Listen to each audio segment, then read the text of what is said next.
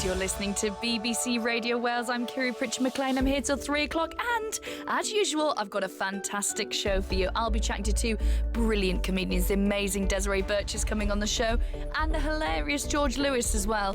I want to hear from you guys about the things that you resent paying money for. We're chatting to the lovely Sarah Breeze as well. And we've got tracks from the Welsh A-list. Live from Bangor. See Radio Wales.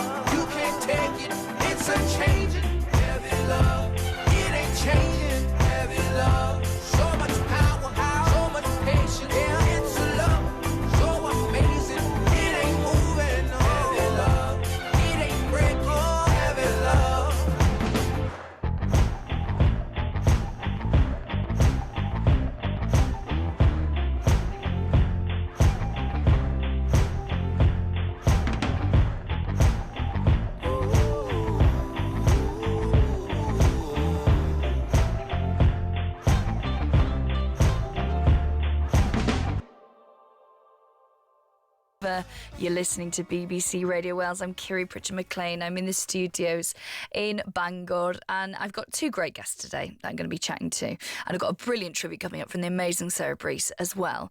But I also want to speak to you guys this Sunday. One of my favourite things to do is have a chin wag with you guys, and this is a burning issue for me. Now, this week I've been spending some time with a fantastic Welsh comedian, Esill Sears. Now, Esill and I bond over many things, but one of them is a deep and profound love for not paying for wood for our wood burners. I feel like this might be a uniquely countryside thing. This might be uniquely the thing of women who are the offspring of men from Cardiganshire. But I am obsessed with not paying for kindling, especially because there are twigs everywhere. Yes, it means that you're the mad woman dragging a bag full of twigs with you on every dog walk, but I just don't feel like I should pay for it if I can get it for free. That is my passion in life. So I would love to hear from you about the things that you really have a problem paying for, that you are just sure should be free. Now, my father has a very long list of these things. I'll work through them one by one, but also it's definitely carried on into his children as well, because my brother I don't think has ever, how old is he now? He's 42, and I don't think he has ever paid for toilet roll in his life. Lives on his own, and you know one of the reasons why I can tell is because when I go over to his house and use the toilet, I recognise my toilet roll in there. It's quite a specific one. It's like a subscription one, so it comes in a very specific package, and I do wonder why every time he stays with me, I'm 6 rolls lighter after he leaves. So he's obviously got it in his mind, there's no way I'm paying for toilet roll, not when I've got a sister who's happy to buy it for me. But I will take that on the fact that maybe when I used to go and stay with him about 5-6 years ago, it was stuff he'd stolen from work, and he worked in, the places where they have like tracing paper for toilet roll. So it's been an upgrade that he's stealing mine, but I'm still paying for it. So I would love to hear from you about the things that you really resent paying for, that really sort of get your goat. For me, I just won't pay for kindling. If I can pick it up outside and use it, I'm absolutely not going to pay for it. For my brother, it's toilet roll. But what's your quirk? Another one of my dad's is air in tyres. He will drive round and round finding somewhere that doesn't charge him for it. There is a long list of things that I will work through on the show, but I would love to hear yours as well. You can give us a call on 03700 100 110.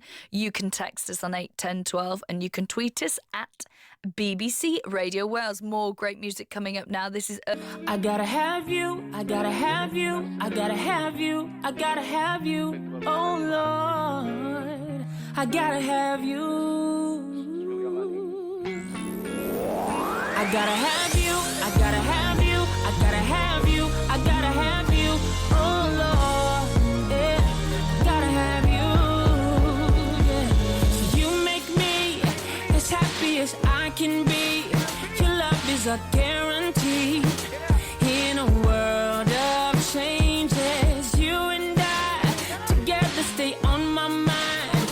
You are the truth and the life. There's no other way. I gotta have you, I gotta have you, I gotta have you, I gotta have you, oh Lord, I gotta have you, I gotta have you, I gotta have you, I gotta have you, I gotta have you, oh Lord, I gotta have you, yeah. Look at how you turn my world inside out. I'm loving what you're about. You won my faith, 'cause I saw when you picked my life up again, and still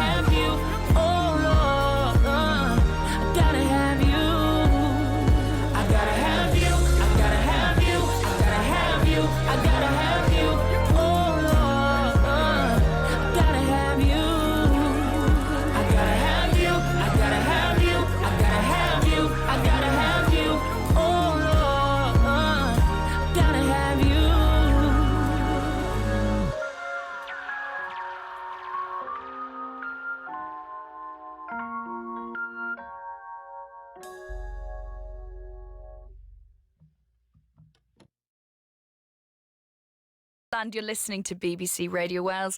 I'm Kiri Prichard-Mclean. I'm in the studio in Bangor, which means I'm back at home and not endlessly on the road. And I'm having a lovely time because I've got two phenomenal guests today, and I've got the wonderful Sarah Breeze coming on as well, who's going to do a gorgeous tribute to Ruth Maddock, who she's been working with recently. So we've got loads of great stuff coming up on the show. I'll be chatting to the amazing Desiree Birch in just a second, a brilliant stand-up comedian from America who's taken the UK by storm. You will have loved her on Taskmaster and just about everything else that you've seen her on as well. So we'll be chatting soon. But I also want to speak to you guys today about the things that you really resent paying for. And don't get me wrong, there's a long list of those things. Energy bills, food bills, absolutely anything I have to pay for generally. But it's the things where you're like, I'm sure I should get this for free. Those are the things I'm really interested in. For me, the hill that I will die on is kindling, because I live in the countryside. Of course, I have a wood burner. Nearly everyone in rural North Wales has a wood burner. And I just will never, ever go and buy kindling to start a fire when I can walk around for 4 hours in the freezing cold instead to sort of collect half a tote bag full. That is my deep, deep passion. And I get so excited when I see discarded wood places.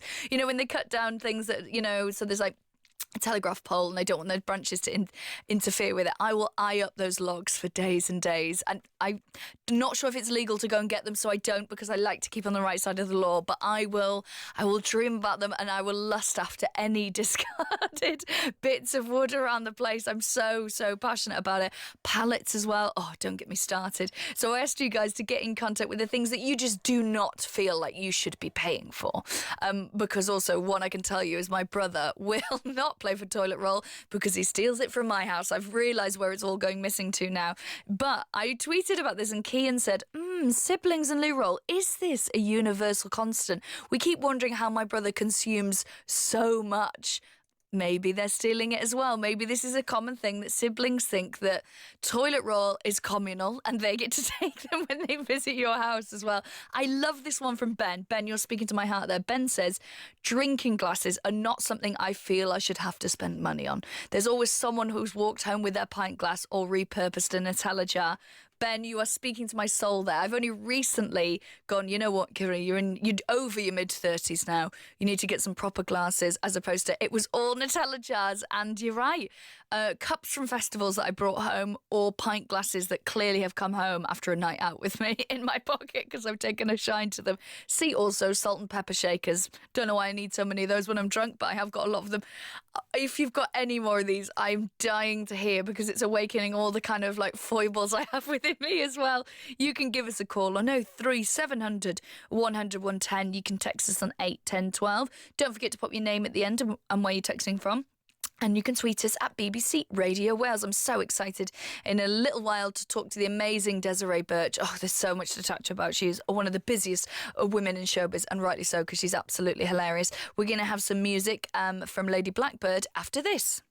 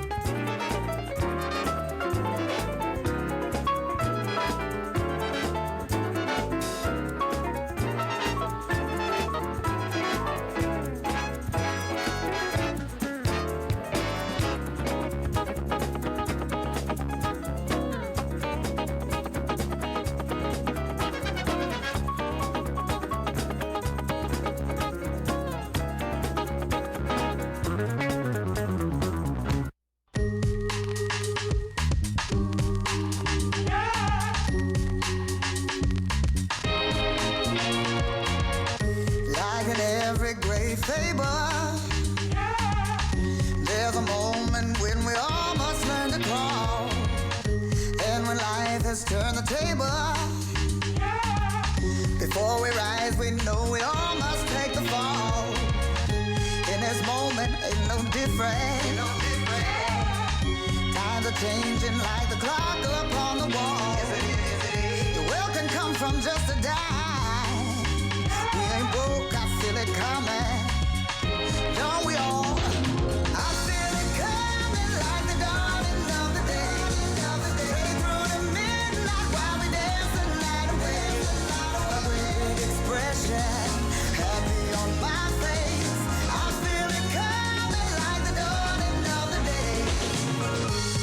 Mama told me about a baby. Baby grew up in another kind of world. Always felt like such a lady. Mama said, son, you ain't born to be a girl. In this moment ain't no different. Times are changing like the clock up on the wall. The world is changing all the time. It ain't broke, I feel it coming. Don't we all? I feel it coming like the dawning of the day. Day through the midnight while we dance the night away. Expression, happy on my face. I feel it coming like the dawning of the day. The beat goes, the beat goes, the beat goes, the beat goes all night long.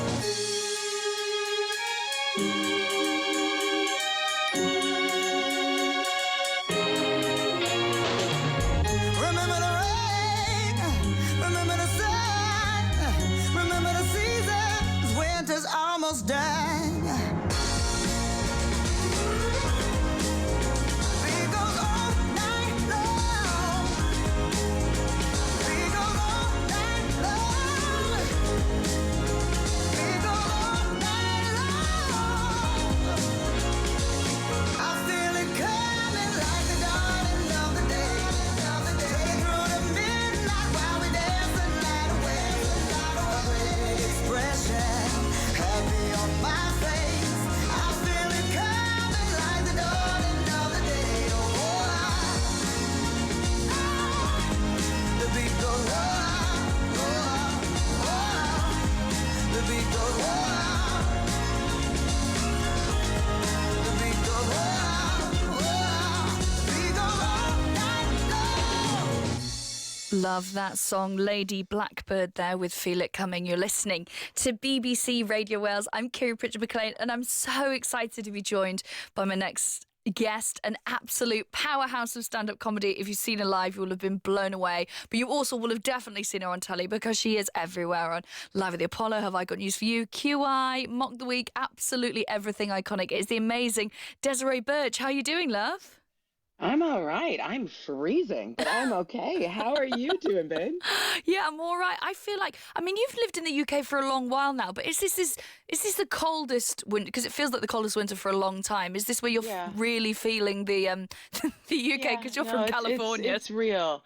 It's real. I mean, I fortunately, I was prepared very well for moving to the UK only by living in New York before in between California. So I am tuned to the various changes in weather and how they happen. This is definitely the worst winter I've experienced in 8 years of living here because, I mean, but I knew that this summer. I knew when we had 40-degree summers, I was like, oh, you know, a pendulum doesn't go out of whack only in one direction, right? Yes. So I was like, oh, this winter is going to be horrible. And I couldn't tell. It's difficult to tell whether it is the extremity of the temperatures, if it's the fact that it started so early, you know, because this was starting to happen last month, you know, or that it's just lasting so long, because the one thing you can kind of rely on, at least London weather, but I think this is true for the whole UK, is the inconsistency of it. That's true. Like, surely it should have swung in some other direction by now. Like, any weather that lasts this long for multiple days, it's like, wait a second, you guys are acting like this shouldn't be like a New York winter. Seriously, those are, you kind of want to die in the middle of those, and I don't know how we survive them, except for we're all so busy that we just keep going. Yeah, I think so. Or hibernate. I'm really up for these days pitching a sort of period of hibernation, because I know we all sort of semi-do it anyway. We have a soft version of it where we do it from between Christmas and New Year, but I think we just stretch that out for at least 4 days either side, and we all just get like bears, eat loads, and then curl up in a duvet for that time. What do you think? Will you back me on that? Well, I will extraordinarily back you on that. And if I know that people who are listening maybe are like, yeah, but I wish I could do that, but I can't. But like, there are all these tiny little ways that you can give yourself little micro hibernations. Do you know what I mean? Like this morning I did my meditation from bed. I was just like, I'm not getting out. It's too cold. Like, I'm not going to go set up and do the whole thing. I'm going to lay here and we're going to figure it out. And all of those like healthy eating choices that I was trying to make in August and September, it's just like, no, I wake up, I want bacon grease and eggs. And it's just going to be this way until probably the beginning of March. And you just have to accept and deeply have compassion and love for yourself and give yourself little micro hibernations. Like, you know what? I'm going to go ahead and have the eggs because you only got the one life and there's no point of waiting, of intermittent fasting until 5 in the winter. Bears aren't doing that. No. Be more bear. That's what we're saying. Yeah.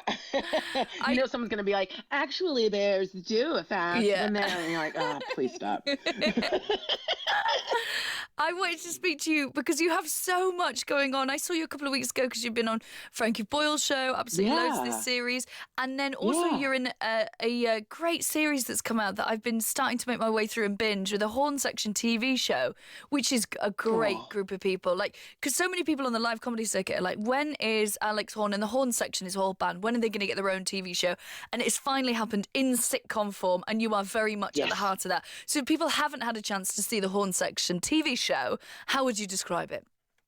Amazing. Thank you so much, Kiri, and thanks for checking out. It's really was such a joy to do, and everybody on there is the nicest person. The Horn Section TV show is essentially a meta sitcom in which the Horn Section, who are all playing themselves, get a commission to do a pilot,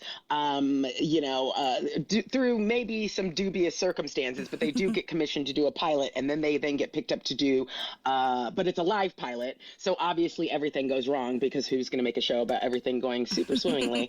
And then it somehow picks up steam and people want it, so then they continue to make live shows, but each one is its own bespoke disaster. There's a celebrity guest, but the celebrity guest obviously is going to be a celebrity guest, which means they're going to want too much sushi and 10 hours for warm up or whatever it is, or get into an argument with Alex right there on on the set.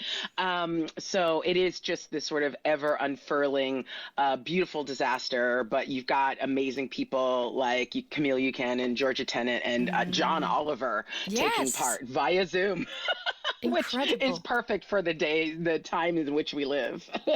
It's amazing because there's so many gems of the British comedy scene like now. It'd be one of those great things you watch back and go, oh my God, this must have been one of the things they did before they're a massive superstar, like a stadium fill up. It's full of all those things. And, Tim Key pops up and, like you say, Camille, yourself, just people that is so beloved on the comedy scene, and that maybe people who watch lots of TV comedy aren't as familiar with, but also like juggernauts, like John Oliver. Martin Kemp's in the episode. Martin Kemp is there. Dr. Ranch pays us a visit. Big Zoo's all up in the house. But Imogen Heap, you know what I mean? So, even if you just like music, you're going to kind of enjoy it because more than kind of. I think you'll definitely enjoy it.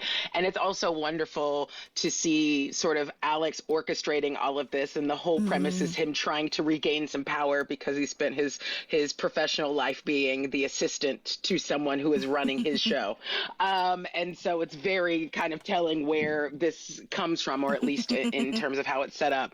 It's really, really hilariously done and really quite nuanced and fun and just bright and colorful and random and all of the things that people who love Taskmaster love about it, as well as him, corralling, 6 different band members and that being hilarious because they're musicians.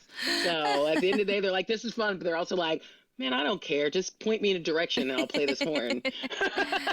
And they are such a nice, but that's the other thing I was struck by. I was like, oh my gosh, it must have been so fun filming this because everyone I know on that are some of the kindest, sweetest, funniest souls ever. Did it just fly by filming?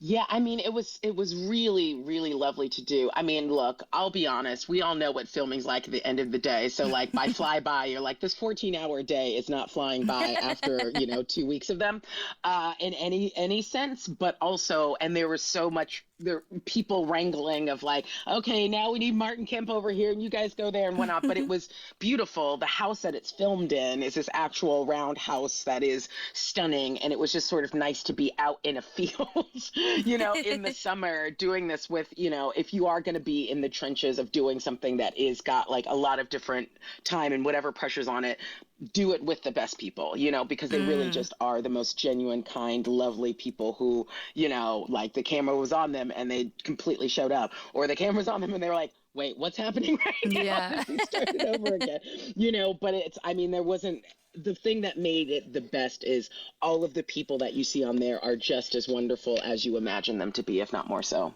Oh, that's so nice.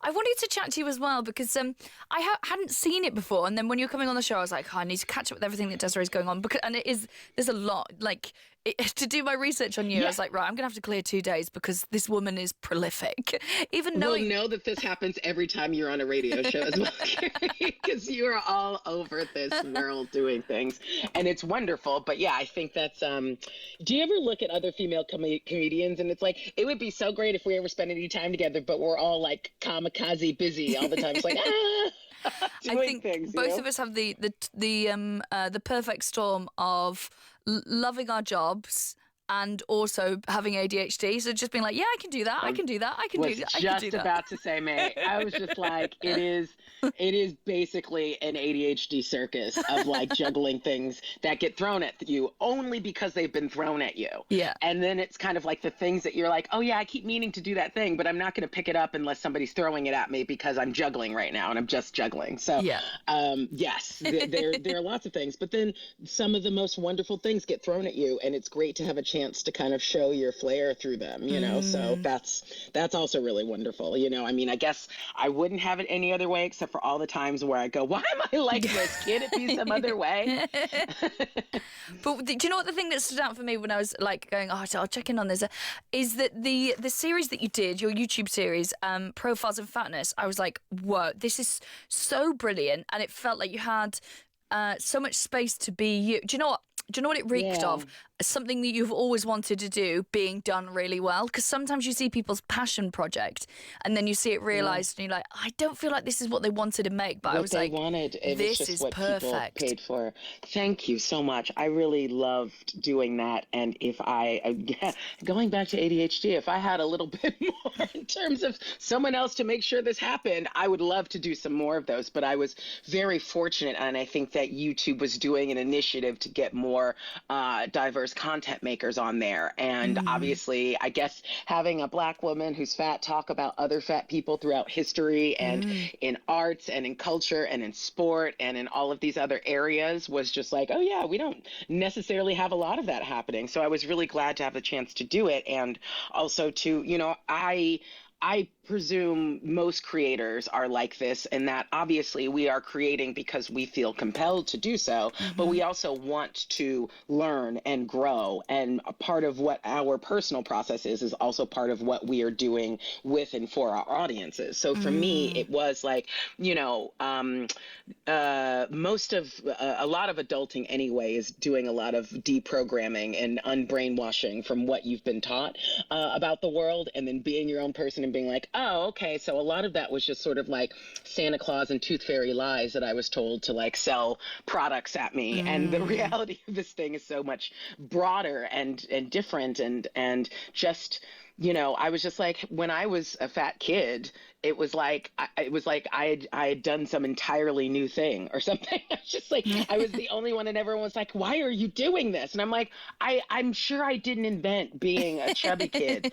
Like, what, you know? And just going back to like, there have been fat people around throughout history. There are fat people who do incredible things they don't necessarily get credit for, because typically someone much more aesthetically palatable comes along and does a reductive version of it later that we all kind of look at and elevate, because it's come in the precise right, you know, like lovely little golden wrapped package for all of us. And so I think that we're in an era now where people are enjoying things that come with a little bit more of the strings hanging off, you know, let's say, or things that kind of come where it's like, wait a second, or at least maybe it's my perception of being a middle-aged person, because younger people, it's like the great thing about me being middle-aged is like, I think Dion Cole even said this in his last special, where it's like you can tell all of the kids what song their favorite new song is just sampled. Like, because you're the one who's like, dude, do you know that song's from the 70s, right? And they're like, what? I've never heard of that before. Who are you talking about? Like, just brand new. And you're like, okay. So it's great to be like, I know this thing that I'm pretty sure you don't know, and when you find it out, it's going to blow your mind, and I can't wait to be the one to tell you. It's so good. And do you know what I was fascinated by? Because I didn't know about your background before. Is in sort of like quite contemporary theatre and futurism, which is weirdly sort of like what I studied at uni, and it's really and I can amazing. Absolutely see the roots of what your background in that kind of theatre coming through what you make, especially when it's stuff that you've authored yourself. Do you think that's because that's the other thing as well? I think we're both quite similar in our stand-up in that it's quite a mainstream presentation of sometimes some more complicated ideas, but the key is to get it over the line so you bring everyone with you. And I think that it's just fascinating to me that we have such a similar background in what we studied to get there. Do you feel those sort of roots of your theatre coming out, especially when you're making a show? Yeah, wow, Kiri, you're so smart. Yeah, I definitely do, and I'm so glad to know that that you have a similar background. I feel like I don't know. Most of the people I went to school with that I studied theater went on to become lawyers. A couple of them make theater or are performers, but all of them were like, let's get a real job. So it's nice to find people who are, and also there are a lot of comics who come from like just being like, hey, I'm funny, I'm going to stand here. So it's that nice little area in the middle where you're like, look, I've been an entertainer in some way, shape, or form for quite a lot of my life. At some point it was theater, a little bit more kind of traditional, and then I started making solo performance with somebody who had come from the sort of New York downtown alternative art scene, who came to my university to teach us about performance studies and solo performance. And then I worked with the neo-futurists, which that aesthetic is very embracing of dispelling any illusions or any notion of a suspension of disbelief. Like, it's like people come to the theater not because it's going to compete with TV or film anymore, because it can't. The only thing it can do is be live, right? And be present and be a moment that is never going to exist in quite the same way ever again. And that's why people go out to see live things. I mean, we all see it as comedians when people come to our new material nights and you're like, okay, why? These are just like little like poos that I've put bows on and I'm hoping work, right? But they come because they want to see that moment of you figuring it out, struggling. And we've all had the experience of being like, oh my gosh, I saw Simon Amstell do this bit and he's never done it again, but he said this thing and it was perfect that one time, or whatever it was. So I think that gets embraced in what I like to do on stage, in that I feel like there should be an element of risk in it. I mean, that it might not happen in a 20-minute club night set where, but it will happen in the hour that I then go on to tour or do an Edinburgh or whatever it is, in terms of like, there should be something that is, a challenge for me to do, that the audience can see that that's challenging and there's effort being put in. If I can make it at all interactive, even more fun, mean, and that's like less about the crowd work and more about the like, hey, I'm putting something out here. Do you want to meet me? Because a lot of times people do, but then I say all these things like, look, if you see me like at somewhere in Soho doing 20 minutes of stand up, I don't want it to be interactive, mate. Like, I came to do my 20 and make my paycheck and entertain you drunkards. Please keep it to yourselves. Write it down, and then bin it. Yes, just to get that out on air there, that we're not always looking for interaction. No. It's you'll know. You'll know. It will be very clearly signposted when we're looking for such things. But, those are the kinds of things that I've traditionally woven into solo performances, because I feel like, it's there's always a good gimmick or a motif or something in there, a form that helps you tell the story you're trying to tell. Yeah. Oh, well, there's so much to chat to you about. And I want to talk about the new series of Too Hot to Handle, which I'm so excited about. But we're going to have a bit of music. We're going to have a Christmas song. We're going to have Stop the Calvary. There we go.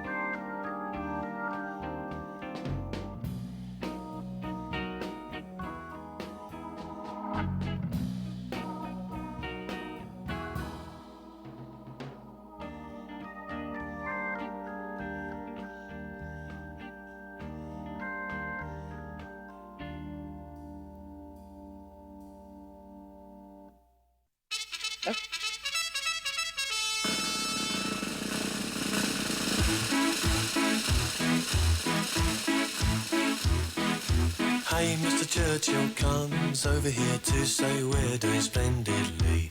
But it's very cold out here in the snow, marching to and from the enemy. Oh, I say it's tough, I have had enough. Can you stop the cavalry?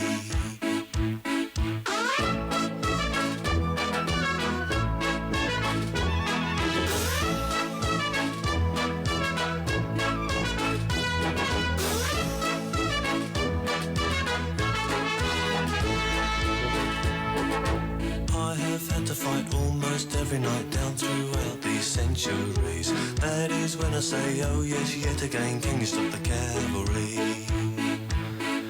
Mary Bradley waits at home in the nuclear fallout zone. Wish I could be dancing now in the arms of the girl I love.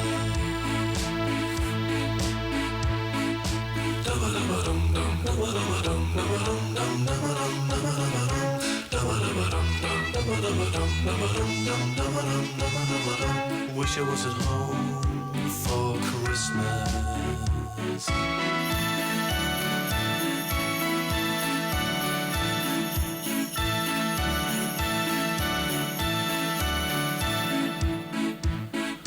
Bang, that's another bomb on another town while Luzar and Jim have tea.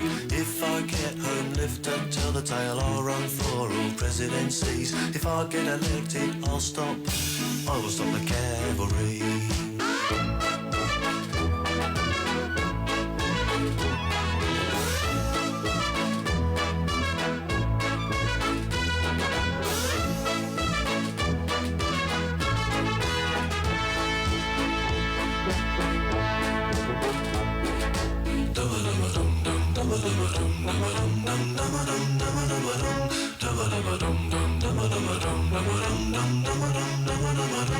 Wish I was at home for Christmas.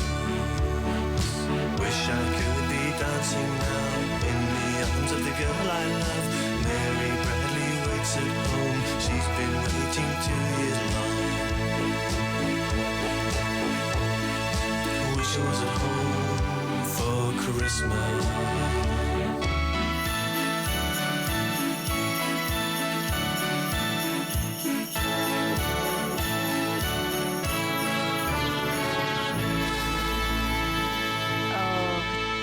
Joan and Louis there with Stop the Cavalry. You're listening to BBC Radio Wales, and I'm chatting to the fantastic stand-up comedian Desiree Birch, who is the voice of Too Hot to Handle, which is a fantastic...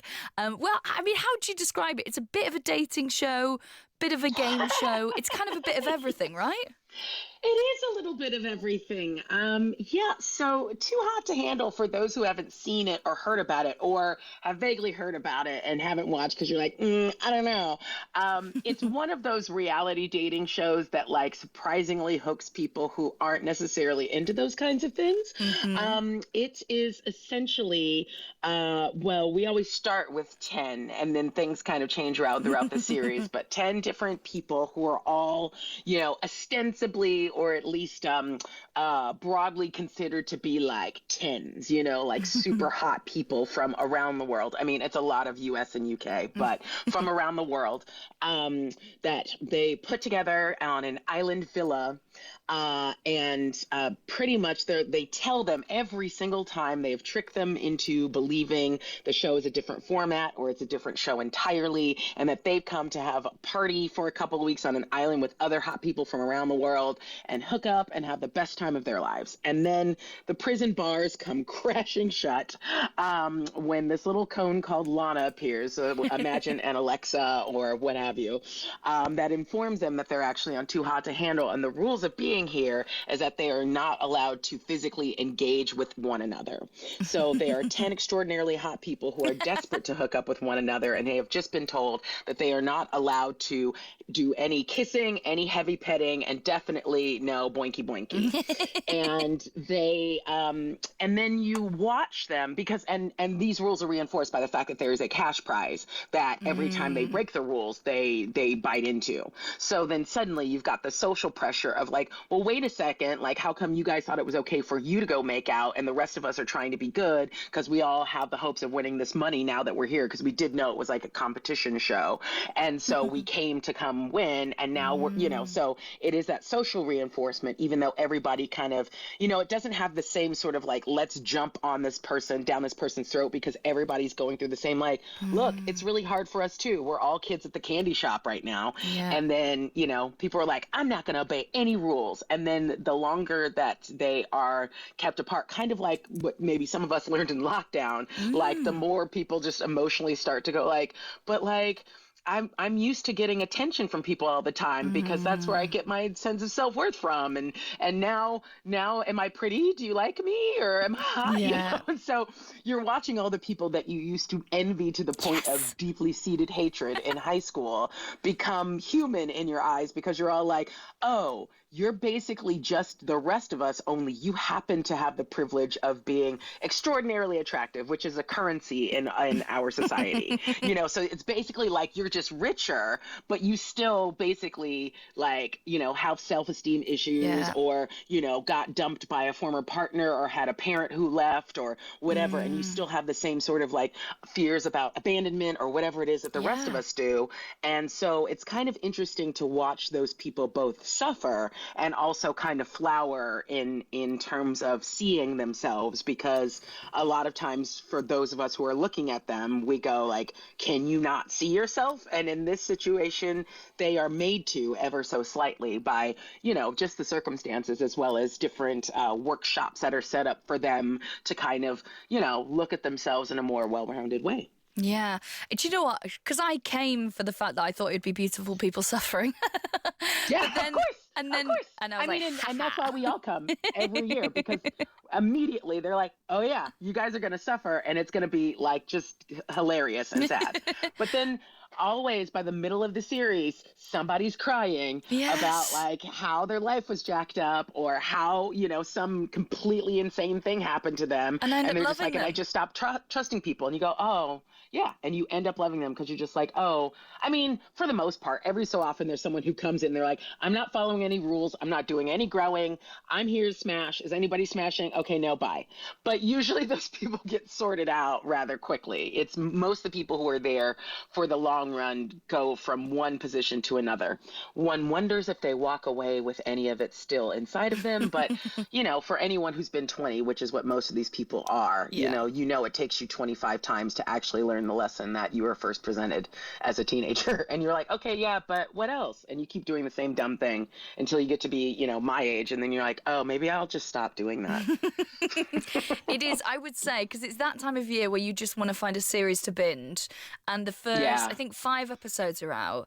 It is perfect for that. It is the guilty pleasure binge thing that you will be on a WhatsApp group with your friends going, and everyone's got very strong opinions on everything that's going on. So it's absolutely perfect. And your voiceover is pitch perfect. And also, because I'm so used to you doing stand-up, which obviously I absolutely love, and I'm in awe of you on stage, but I'm like, perfect voiceover voice. You've got the perfect amount of like energy and sarcasm. Do you enjoy it? Even though, because I know you'll be just sat there in a booth looking at clips. Is it? Yes, looking at clips of people in Turks and Caicos being like, no one ever invited me. Yeah, I'm like, I mean, if anyone could afford heat, I'd tell you to crank up your heat and then watch it and pretend that you're actually in some place, you know, equatorial right now. But it is fun to do. I mean, I go through a similar process to the audience, which is partially why I'm kind of the voice of the audience watching kind of alongside you, because, you know, when I get them, they have been somewhat formed, you know, into here's the show of all of the footage they've shot over the number of weeks that they shoot. And, you know, it's a combination of like, okay, yes, people, there are writers, there are people deciding, and then there's like just me watching, being like, I mean, well, that's that, and what can we say it to both call attention to what's happening while still loving these people, you know, or holding these people in a space where they feel protected, because like I'm very against any of the reality shows where we just kind of like leave people's behinds out in the breeze for everyone to kind of like shoot at. Like, no one should be walking away with like, emotional mental health issues from having feeling done exploited. a reality show. Yeah, yes, absolutely. Exactly. If like they're all going to come out after this and sell their perfumes and their fashion line or whatever it is that they're doing, their workout supplements, whatever, and good on you. You're young and pretty. You may as well use that once. It's not going to last forever. If we gave you a little bump, go for it, and I hope you fly, But like, yeah. No, you're so right, and it's a great series. It is like, it's surprisingly celebratory. That is too hot to handle. It is now the first, like I say, first 5 episodes out on Netflix now. Yeah. If you and you can watch the other series, you can binge those as well. And Desiree, people haven't seen your Profiles in Fatness, that's on YouTube, and you've got an Amazon special as well on Amazon Prime. You can watch your Soho special there. It's been so great to talk to you. It always is. You have a million things going on. I'm going to tweet about them all now, so head to my Twitter or check out anywhere that Desiree is. And I will probably see you very soon, my love. We'll probably bump into each other. Thank you so much for chatting. Yes, on a panel somewhere. Thank you so much, Kiri. See you soon, love you. I'll talk to you again soon. Bye. Bye, baby. Oh, Bye. Desiree Birch. She's so fantastic. We've got a fantastic Welsh A-list track now. I'm going to try very hard with the pronunciation. I've been practicing. The blues has always been totally American as apple pie. As American as the blues, as American as apple pie, the question is why? Why should the blues be so at home here? Well, America provided the atmosphere. You don't see what I see. Every day as Warren G, I take a look over my shoulder as I get older, getting tired of people saying, yeah, Warren, I told you. You don't hear what I hear. But it's so hard to live through these years with these funny bunny people. Ain't things changing? Got my mama wondering if I'm gang banging, but I don't pay attention to that father figure. I just handle mine and I'm rolling with the trigger. Off to the VIP. You see, Snoop Dogg and Warren G. Unbelievable how time just flies right before your eyes, but you don't recognize. Now who's the real victim? Can you answer that? The brother that's jacking or the fool getting jacked. Yeah. You don't see what I see. Every day as Warren G. You don't hear what I hear. But it's so hard to live through these years. You don't see what I see.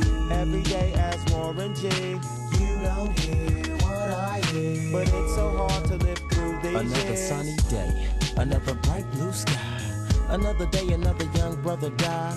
These are the things I went through when I was growing up. There's only one hood a brother should be throwing up. And I knew it, there really ain't nothing to it. Thinking every fool's gotta go through it. Now let's go back, how far? Back in time, dragging to these skirts trying to mac for mine. I remember when we all used to stop at the spot. Back then my homie name was Snoop Rock.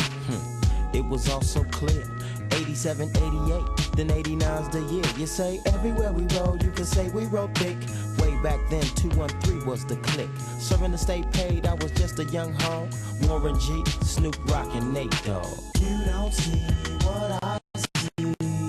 Every day as Warren G. You don't hear what I hear. But it's so hard to live through these years. You don't see what I see. Every day as Warren G. You don't hear what I hear. But it's so hard to live through these years. You make me wanna holler, get out the game. Too many people really know my name. While Snoop Dogg serving time up in Wayside, I puts it down on the street, don't try to take mine. I had to reinsure the homie that he wasn't alone. We talked, and him and Nate conversate on the phone. He kept saying, Warren, it won't be long before a little skinny brother like me will be home. I said, Snoop, things done changed, it's not the same. We need to get up out the game, cause we could get paid in a different way. With you kicking dope rhymes and I DJ. Well, as time go past, slowly we try to make it, but things are getting hectic, I just can't take it. Should I A, go go back to slanging dope? Or should I be maintain and try to cope? Or should I see just get crazy and wild? But no, I chose D, create the G child. It's been on ever since with me and Mr. Grimm. The things are getting so hectic that I can't even trust him now. What would you do for a Warren G cut? Would you act the fool and nut the hell up? Back the hell up, act the hell up. If a sucker talk trash, you'll get smacked the hell up, straight up. You don't see what I see. Every day as Warren G. You don't hear what I hear. But it's so hard to live through these years. You don't see what I see. Every day as Warren G. You don't hear what I hear. But it's so hard to live through these years. You don't see what I see.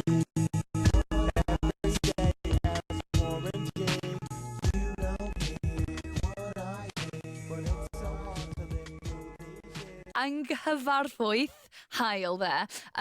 That I got a thumbs up. Phew. So this track, which translates as Unfamiliar Sun, is taken from Tsunami, the band's upcoming album as well, which is their second album.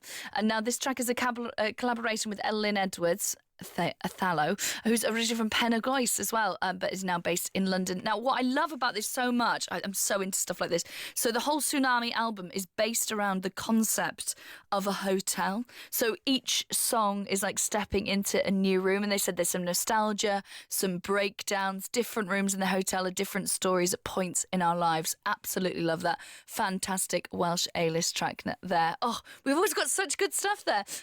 We're going to have some Paul Simon now after this. I'm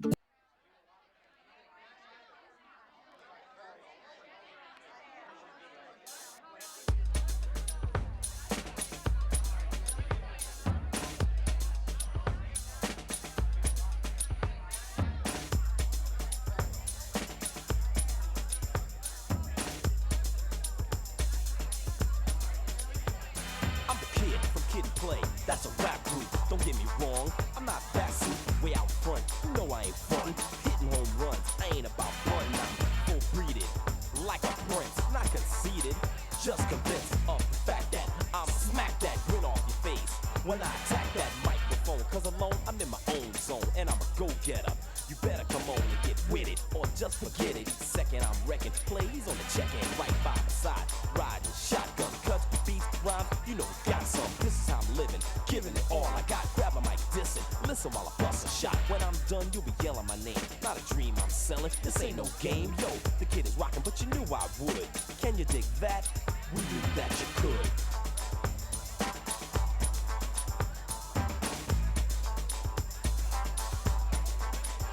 You'll bust out on stage and just say rhymes. And after kidding around, you know it's playtime. Wait and wait for the rest to try. Cause the best of mine when I testify. Cameo-headed, mind self-influence. So smooth, rhymes flow like fluid. Don't be dissing if you're the opposition. Don't kid and play us out of position. Be prepared, watch the mic flow. Listen when the beat explodes like nitroglycerin. Very high strung with the sounds I bring. I'm dropping them C's like a one-night fling. Back here in black for a part 2C. I'm like Freddie in an MC's dream. Like murders were read about. I'm gonna let it out. With it ME on the set, we're gonna turn it out. Me and the kid and what we did was good. Can you dig that? We knew that you could.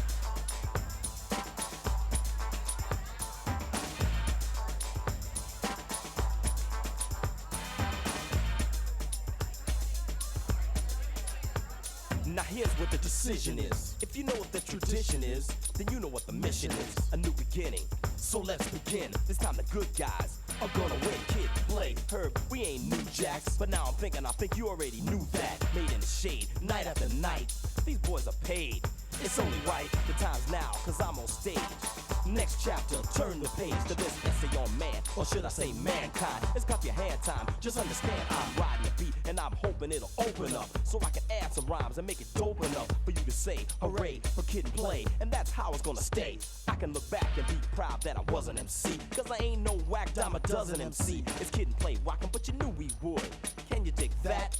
We knew that you could.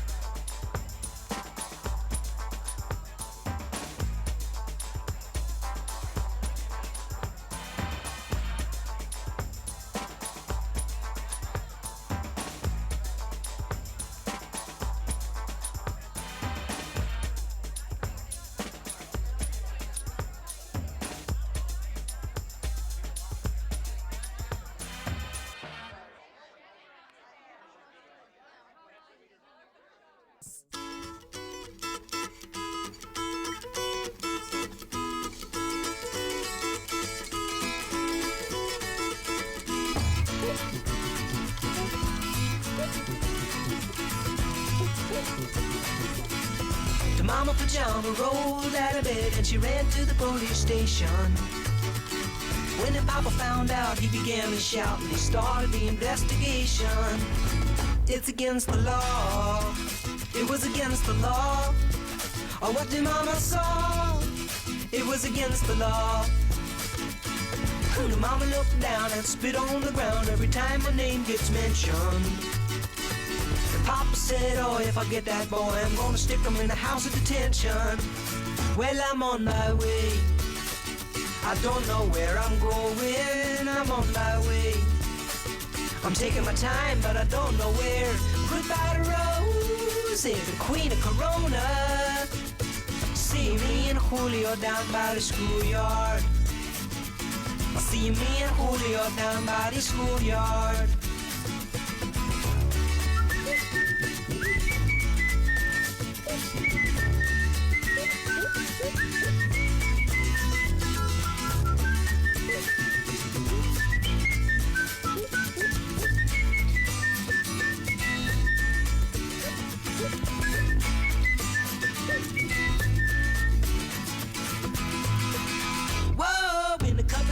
They're gonna take me away, but the press let the story leak.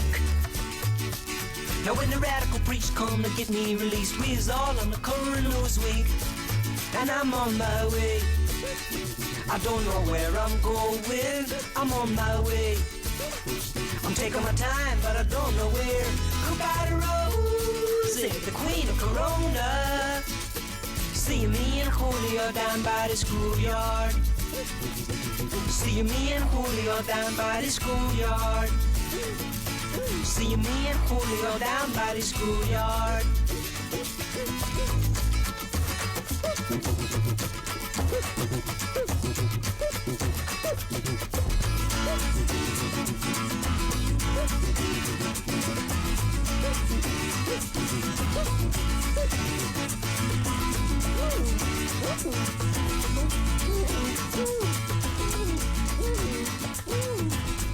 Love that. Isn't that ridiculously feel good? That is the music that you want to be listening to on a Sunday afternoon. Paul Simon there with me and Julio down by the schoolyard. You're listening to BBC Radio Wales. I'm Kiri Prichard-Mclean. I've just chatted to Desiree Birch. I've got two more fantastic guests in the next hour as well. I've got so much to squeeze into this last hour. I cannot wait. I've got so much, and I've got so much of messages to read out as well. You've got some fantastic examples of things that you resent paying for. So we're going to give you more of those. But first, it's time for the news, sport.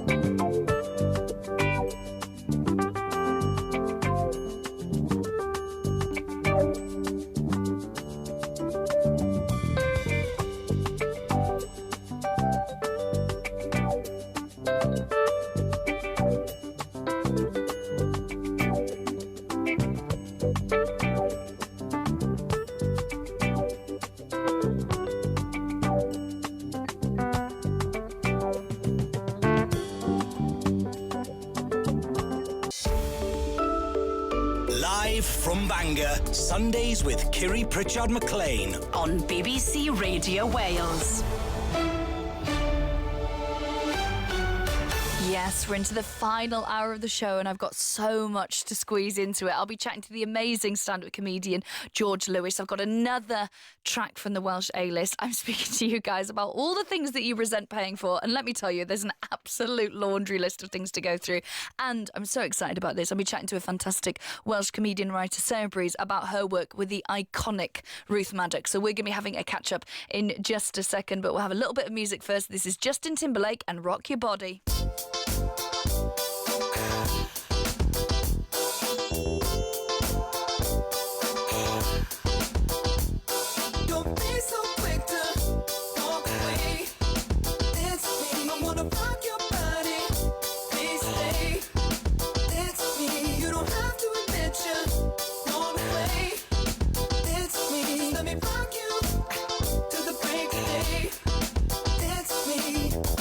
time, but I don't mind. Just wanna rock you, girl. I'll have whatever you have. Come on, let's give it a whirl. See, I've been watching you, and I like the way you move. So go ahead, girl, just do that ass shaking thing you do. So you grab your girls and you grab a couple more, and you all can meet me in the middle of the floor. So the air is thick, it's smelling right. So you pass to the left and you sail to the right. Don't be so quick to walk away. It's me, I wanna rock your body. Please stay. It's me, you don't have to admit you walk away. It's me, let me rock you to the break of day. It's me, I don't need no heart, just wanna rock you, girl. You can move, but be calm. Let's go, let's give it a whirl. See, it appears to me you like the way I move. I tell you what I'm gonna do. Pull you close and share my groove. So you grab your girls and you grab a couple more, and you all can meet me in the middle of the floor. So the air is thick, it's smelling right. So you pass to the left and you sail to the right. Don't be so quick to walk away. It's me, I wanna rock your body. Please stay. It's me, you don't have to admit you walk away. It's me, let me rock you to the break of day. It's me. Talk to me, boy. Disrespect, I don't mean no harm. Talk to me, boy. I can't wait to have you in my arms. Talk to me, boy. Hurry up, cause you're taking too long. Talk to me, boy. Have you naked by the end of this song. So what did you come I for? came to dance with you. Don't wanna hear more. Came to romance with you. For love And I'll take a chance if love is here on the floor. Hey, it's me. Yes. Come on, baby. Don't be so quick to don't walk away. Come on, dance with me. I wanna rock your body. Let me rock your body. Come on, dance with me. You don't have to admit you. Don't have to admit you. Wanna play? Just dance with me. Let me rock you. Do do do do. Hey, come on, dance with me. Don't be so quick to walk away. It's me. I wanna rock your body. Please stay. It's me. You don't have to admit you want to play. Justin Timberlake there and Rock Your Body. You're listening to BBC Radio Wales. I'm Kiri Prichard-Mclean in the studio here in Bangor. Now, yesterday we heard the sad news that actor Ruth Maddock had passed away aged 79. She was, of course, best known for her role as Gladys Pugh in the BBC sitcom Heidi High, but she continued to work in a massive variety of films, TV series and radio right up until her death. And now, among her shows, she was a central part of the BBC Radio Wales comedy series Welcome Strangers, which is produced and co-created by writer and comedian Sarah Breeze, who is with me now. Sarah, how you doing, love? You okay? Hiya, Kiri. Oh, it's such sad news, isn't it? It was a bit of a surprise seeing the tweets and the stories come out yesterday. So yeah, we're all a bit gutted, really, aren't we? We are. Yesterday, yeah, I was doing some recording with another Welsh comic with Essex yesterday, and we were really sort of like, I saw it on Twitter, and it's one of those ones where it was just such a shock, then everyone sharing stories of, do you remember when she did this, and wasn't this bit funny? And it's one of those. It's obviously an incredibly sad event, but the beautiful outpouring on Twitter of everyone having these lovely, lovely stories of having seen her in something or worked with her, which I know you worked with her fairly recently as well. So you met when you were putting together Welcome Strangers, did 4 series with her as well. What was she like? Because you've worked up very closely with her. Yeah, so for anyone who hasn't heard the show, Welcome Strangers is like a sketch show, but it's held together with a narrator who does introductions, and she does like poems and stuff. So all of Ruth's bits were the narrator bits, and she provided the poems and the bits that link together the sketches and open and close the show. And she was absolutely brilliant. You know, we were looking for somebody to do that job who had a really warm, familiar voice, and obviously Ruth was right at the top of our list. And God, She's so brilliant. Like I met her in, I think it was 2019 that we did the first series, and actually that one was recorded live in front of an audience in St David's Hall in Cardiff. So what was lovely is that the first time we met her, it was all in person. We had a live show, we had a live audience, and honestly, just the second that she entered the room, you know when you have that whole thing about like meeting your heroes and stuff like that. But honestly, she brought such an energy with her immediately. She just kind of, I don't know, she sort of shone her way into the room, and she was so warm that she immediately felt, she made us feel like we were all part of the same team and the same gang. And I think it's such an incredible talent to do that, not just, you know, to be a performer, but to make everyone feel like you're part of the gang straight away. That she really wanted to kind of be involved in it with us. And it was, honestly, it was such a brilliant first experience, because we had this show, you know, we didn't know which bits were going to work. We didn't know what was going to be good. And you know, as it turned out with a lot of radio recordings, spoiler alert for people at home, sometimes you record way longer than you actually have on the show. So it was actually a bit of a marathon event. And I can't put into words really the amount of energy and positivity and just encouragement that she brought. Like, these were all, you know, we had some really experienced performers there, we had some lesser experienced people, we had lots of new writers who contributed to the series. And honestly, you could see she was backing everyone so much. She was really boosting people and being really encouraging. The way that it works is that she does like a little introduction between each sketch. And what was happening was she was giggling so much at the sketches as they were being played. She was sitting there and smiling and laughing at us and with us, that we were having to dip her microphone in between because she was giggling over the recordings. It was so nice. So honestly, we felt like $1 million there, because like Ruth Maddox was there giggling at our jokes. And it just, you know, she just that energy. And it's for somebody who is, you know, in their 70s, you kind of don't know how to gauge how much energy they're going to be, how much stamina they've got. And that was a long recording session, and she was there from start to finish.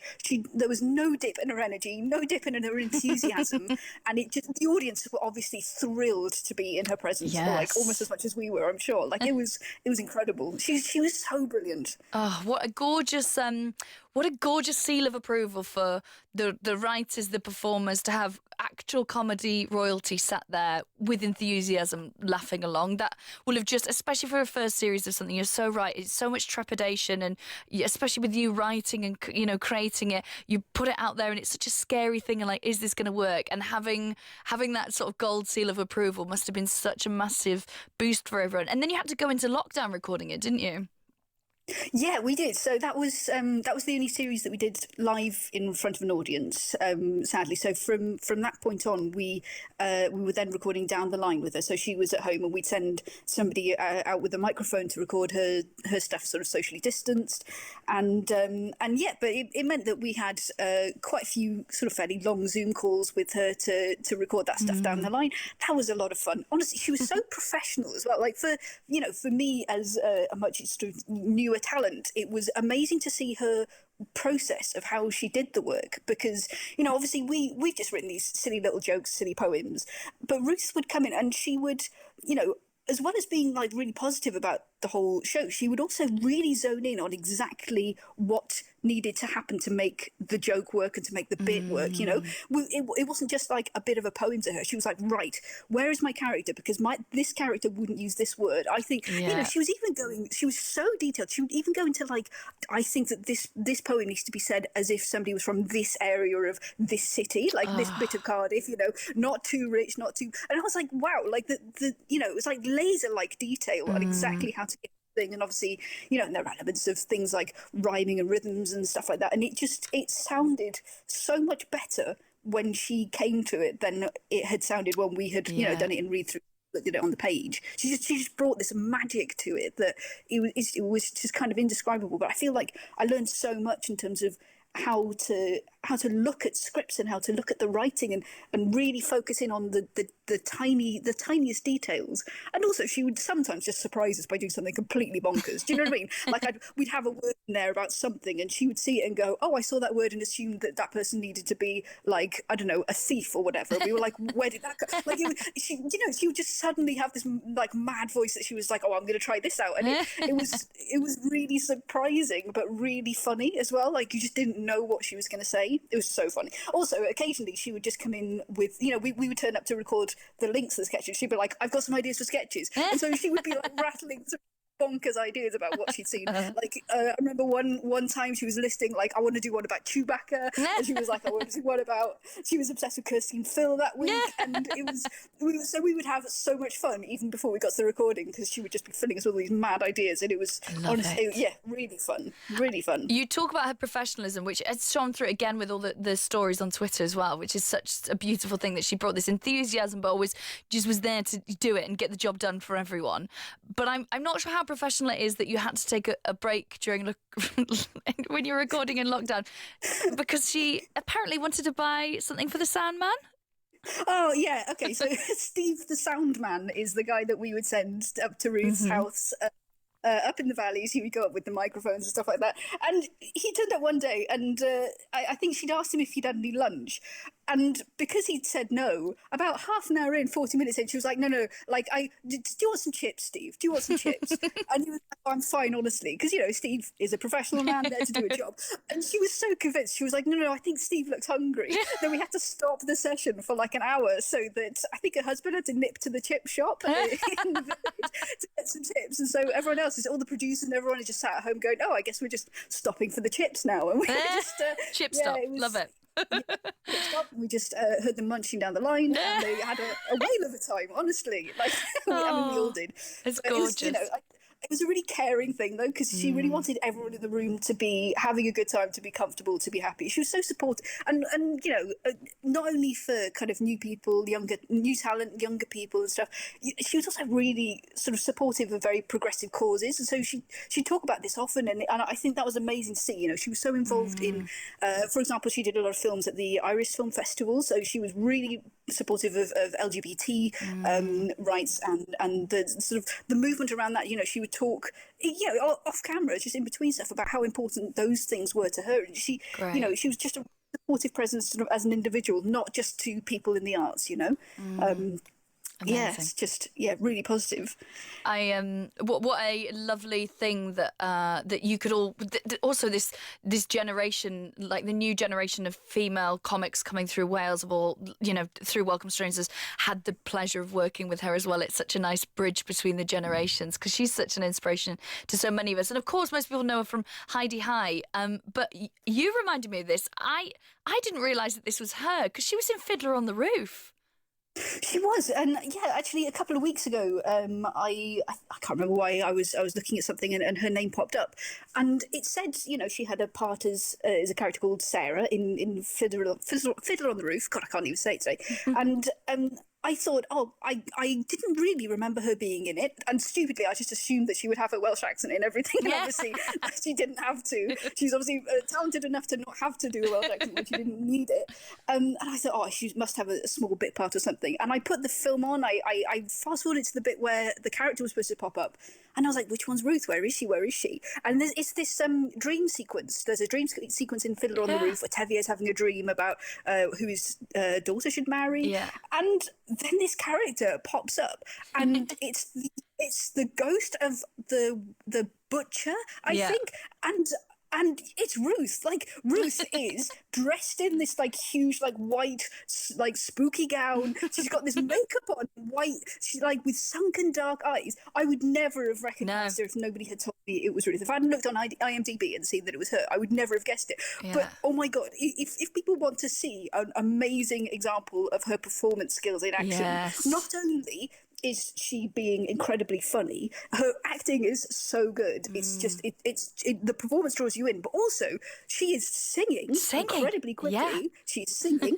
and she's flying about on a wire. She's like in the air. Like there's it feels like when you watch that, you're like, oh my god, there's nothing this woman can't do. And it's so, I mean, it's a funny, a spooky, scary, brilliant performance. And I was so thrilled when I saw that was her. And I would have loved to have asked her about it, and I wish that I'd had that chance, but she was just one of these people who had so much energy. You were just like, well, I'll see her on the next job. Do you know what I mean? She just felt like she would never stop going, and so it's such a huge loss, but what a life to have lived, and lived it in full to the end, hopefully. Like I think she just had that amazing spirit to, right up until the last time I spoke to her. So hopefully everybody saw that and enjoyed a little bit of that energy as well. Yeah, absolutely. And it's such a good reminder, you even mentioning that Fiddler on the Roof, and the beautiful thing we have left behind is all her amazing work. Thank you so much for coming on and chatting, Sarah. I really, really appreciate it. That was so gorgeous to hear those stories, and I'll hopefully see you soon, love. Thank you so much. Cheers, lovely. Thanks, Kiri. Thank you. Bye-bye. Oh, the fantastic Ruth Maddox. So much of her work to enjoy there. We're going to have a bit of Callum Beattie now after this.